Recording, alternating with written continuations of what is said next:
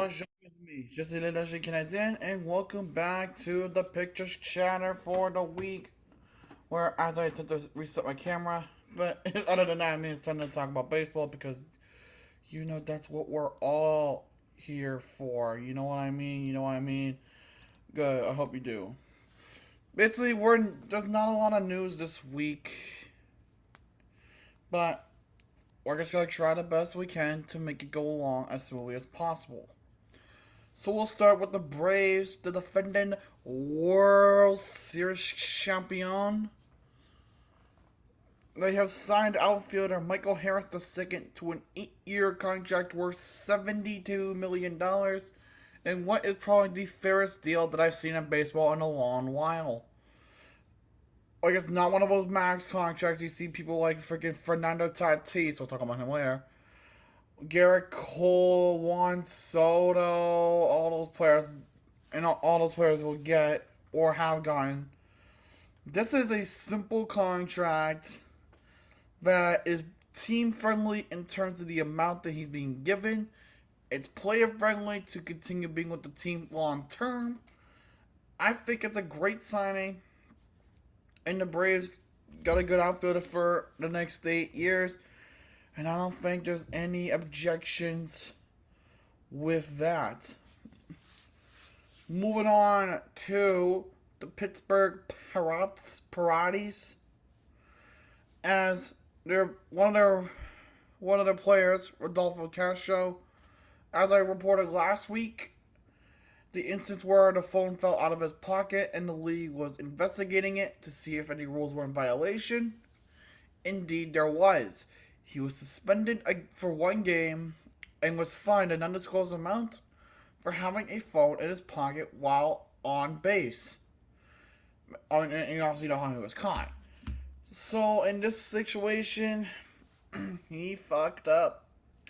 Ladies and gentlemen, he fucked up because the ruling states that you cannot have any electronic device either in the dugout or on the field unless it is league approved.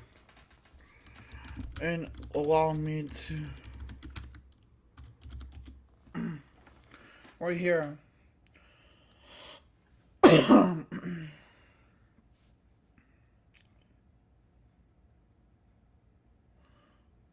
trying to.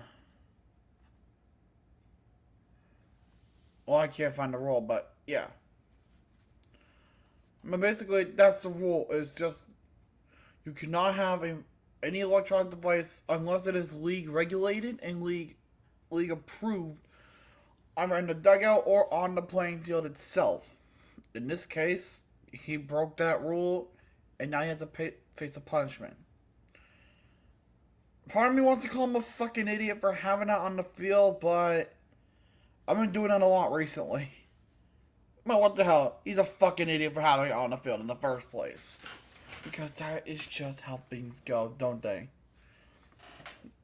We'll go cover these as we move on over to the Texas Rangers, where they decide to make some moves within their organization to better the team. They fired manager Chris Woodward after a very bad stretch during this season, which they needed to fire him years ago, but somehow waited this long and waste this much time until they finally decided, okay, you know what? Fuck you.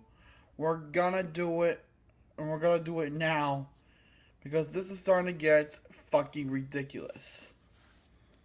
They've also fired longtime president of baseball operations John Daniels, with that role set to be assumed by Chris Young, who was the assistant, who I think was the vice president of baseball operations. So, the Rangers are trying at least to better their team, but the only way that they're going to better themselves is if they actually fucking try and get good players that are willing to play for the team. Because really, the last I checked, the only notable players that they had were Kenneth Falefa and Marcus Semien, who willingly went. So I guess it's a start, but you need more. Because right now, they still look like a minor league baseball team posing as a major league level. That's coming on how that one worked out in 1915. Well, it worked out fine, but the football game in 1916 against Georgia Tech did not. But the big news that will wrap up this week: Fernando Tatis. He was already out for the entire season anyway due to an injury, but he's gonna be out for the remainder of the season, not because of injury, but because of suspension. Fernando Tatis was suspended for 80 games after he violated the MLB's performance enhancing drug policy for, I believe, having a banned substance. I believe the substance was, I can tell you right now. I want to do my quick research because, I don't do research before video starts because I'm just not that fucking guy.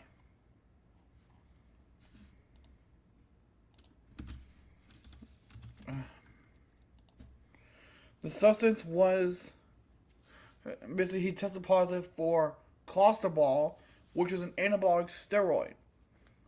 Tatis said that he accidentally took a medication to treat ringworm that contained the damn steroid. And this, kids, is why you read the goddamn thing, the goddamn information on each thing, on each prescription that you get, because sometimes that will get you in trouble.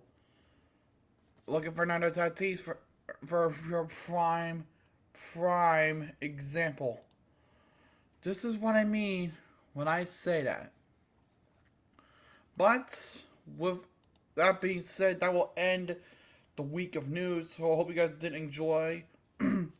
Also, stay tuned for Monday and Tuesday for the Amateur's Guide videos, where I will have a very special guest. Who will that special guest be?